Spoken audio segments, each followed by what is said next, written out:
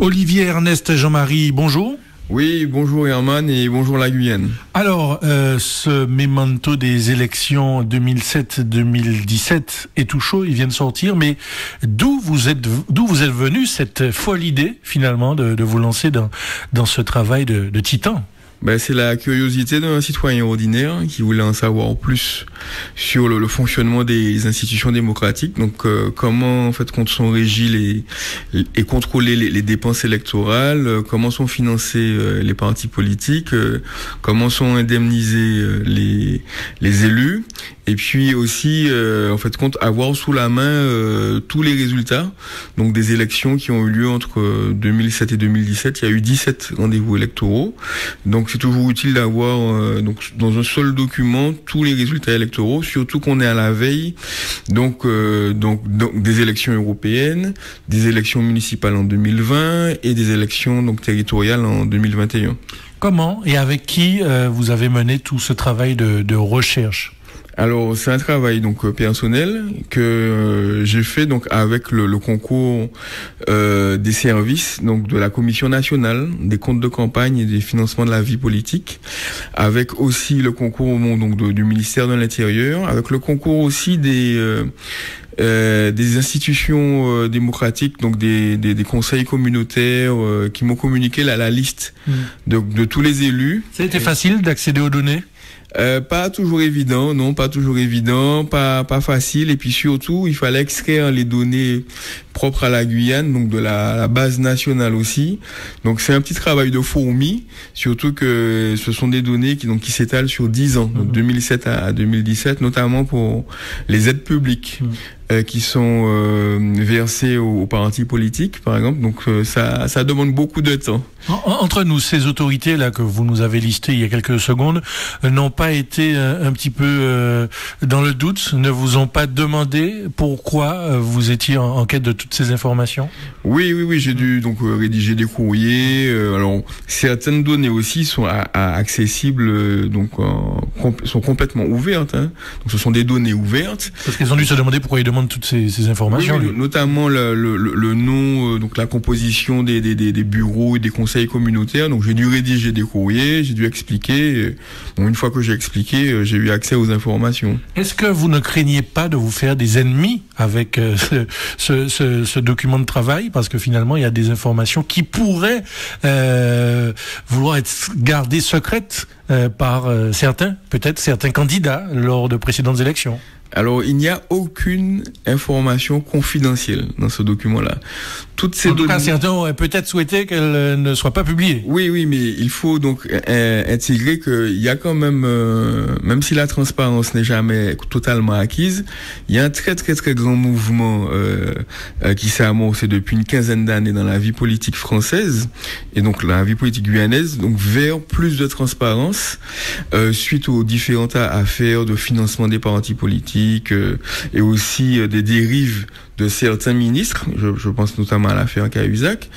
Et donc on est entré dans une ère où le citoyen ordinaire veut en fait un peu savoir ce qui se passe, ce qui est fait avec ses propres deniers, puisque ce sont des deniers publics. Donc tout ce qui concerne donc l'aide publique aux partis politiques, l'indemnisation des élus, ce qui concerne aussi donc les dépenses électorales qui sont aussi quelquefois remboursées si on dépasse les 5% par exemple. Tout ça, ce sont des fonds publics et il est important que le citoyen sache un petit peu à quoi sert en fait les impôts qu'il paye. Et est-ce que ce citoyen ordinaire, comme vous dites, risque d'être surpris par certaines informations, certaines données qu'il découvrira dans ce livre? Oui, je pense notamment sur la question de l'indemnisation des élus. On fantasme beaucoup sur l'argent que toucheraient les élus, les sommes mirobolantes qu'ils toucheraient, et on se rend compte que quand on est conseiller municipal ou maire d'une petite commune, c'est pas grand-chose. C'est vraiment pas grand-chose en contrepartie de tout le temps qu'on passe, de tous les sacrifices qu'on fait vis-à-vis de sa famille, vis-à-vis de sa santé aussi, de sa vie sociale.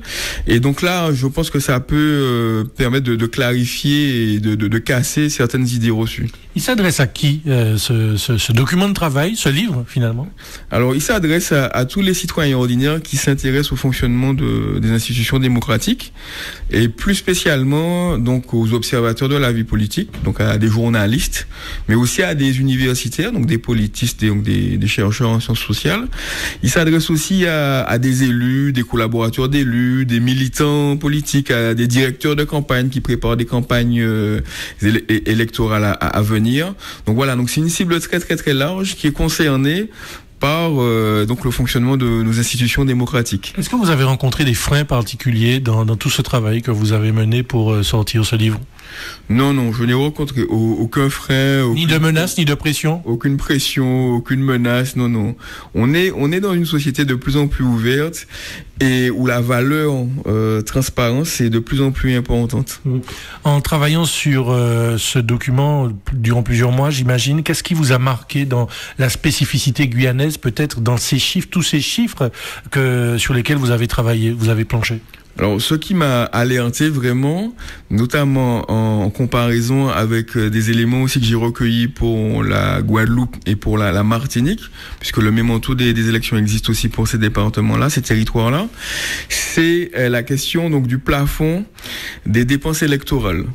Pour vous donner une idée, pour les territoriales de 2015, en Guyane, ce plafond était de 120 000 euros, parce qu'aujourd'hui, en France, les candidats ne peuvent pas dépenser autant d'argent qu'ils veulent. Ils doivent respecter un plafond qui est fixé donc selon le critère de la population. Donc selon l'importance de la population.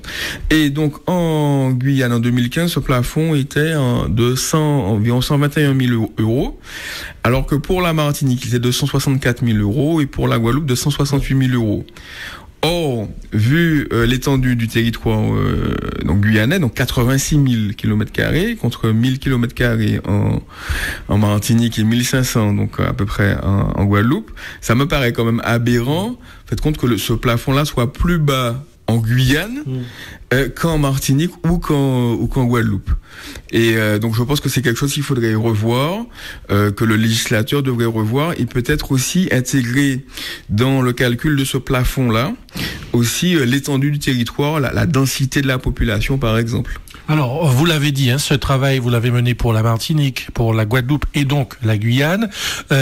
Sur l'ensemble des données et de manière générale que vous avez pu recueillir pour les 3 départements, quels enseignements vous tirez de manière globale et est-ce qu'il y a des particularités qui attirent votre attention ? Alors, ce que moi j'ai constaté, par exemple, en Martinique, il est quand même assez frappant de voir que lors des élections municipales, souvent, les maires ne sont pas les candidats qui dépensent le plus pour les campagnes. Ce qui n'est pas le cas, par exemple, en Guyane, où même s'ils sont maires, les candidats maires dépensent quand même généralement le plus. Et le principe, c'est quand même qui paye gagne. Donc c'est celui qui dépense le plus qui obtient les meilleurs résultats électoraux. Ça, c'est une grande tendance qu'on constate. Et c'est aussi une tendance qui est aussi constatée au niveau hexagonal. Ce qui m'a frappé aussi, c'est le même mouvement de décroissance des taux de participation, notamment aux élections présidentielles et aux élections législatives, qui ont atteint des taux de participation très très bas, de l'ordre de 25% en 2017, donc sur les 3 départements de Guadeloupe, Guyane et Martinique. Et justement, sur le financement de ces campagnes, est-ce qu'il y a des dérives, entre guillemets, qui ont été notées ou observées, en tout cas, de votre avis, de votre regard de spécialiste ? Alors, ce que moi j'ai constaté, c'est que non, j'ai pas noté de dérive, parce que ce sont des... En tout cas, des chiffres exagérés, des dépenses exagérées peut-être. Ce sont des données, en fait, déclaratives et contrôlées par la Commission nationale des comptes de campagne. Donc, ce que j'ai constaté, c'est qu'il y a quand même beaucoup de candidats, notamment les candidats qui ont perdu, qui ne déposent pas leurs comptes. Normalement, lorsqu'on dépasse les 1% des suffrages exprimés, on est tenu notamment pour les villes et cantons et circonscriptions de plus de 9000 habitants, on est tenu de déposer des comptes de campagne. Bon, il y a beaucoup de candidats qui ne le font pas. Sur les 3 départements, Guadeloupe, Guyane, Martinique. Il y a aussi quelquefois beaucoup de comptes de campagne qui sont rejetés, donc ne sont pas validés par la Commission nationale des comptes de campagne. Et puis il y a beaucoup aussi et ça c'est vrai pour tous les départements, tous les territoires de Guadeloupe, Guyane, Martinique, beaucoup de partis politiques qui pourraient prétendre à recevoir de l'aide publique aux formations politiques et qui ne le reçoivent pas parce que soit ils ne sont pas à jour de leur comptabilité ou de leurs obligations fiscales et sociales, par exemple.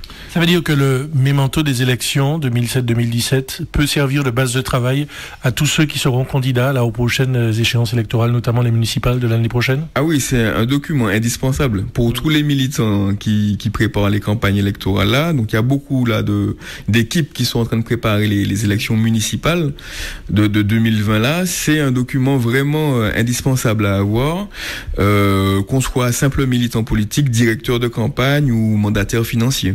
Vous avez fait le tour en Guyane, j'imagine, des observateurs, vous avez échangé, vous avez rencontré vos lecteurs. Quels sont les premiers retours?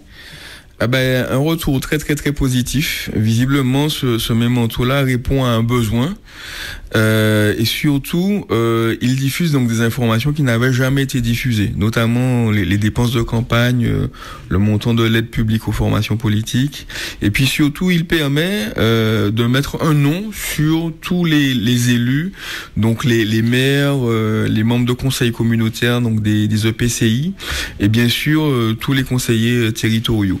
Un dernier mot, Olivier Ernest Jean-Marie. On a le sentiment à la lecture de ce mémento que finalement c'était simple, que d'autres auraient pu le faire. Pourquoi, selon vous, ce travail n'a jamais été mené? Parce qu'il est trop fastidieux? Parce que personne n'a jamais osé? Qu'est-ce qui fait que depuis toutes ces années, il n'y a jamais eu de mémento des élections comme celui-là finalement? Parce que en fait, l'accessibilité à ces données-là est relativement récente. Elle date d'il y a 4-5 ans.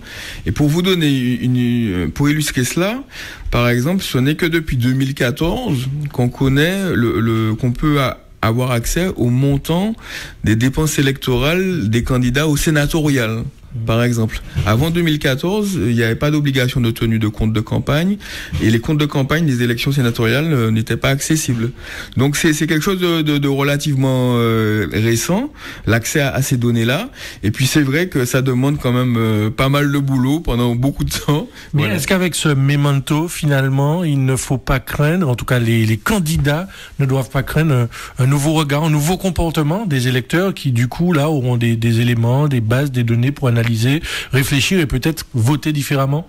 Alors, je ne parlerai pas. Ça va pas changer les comportements, finalement. Oui, ça va. Moi, j'espère que ça va changer les comportements. Ça va. Je pense que il faut aussi, par exemple, il faut que les électeurs sachent que quand ils vont voter au premier tour des législatives, chaque fois qu'ils votent, en fait, compte leur voix vaut 1,42 €, très clairement. Donc, par exemple, ça, c'est un élément important.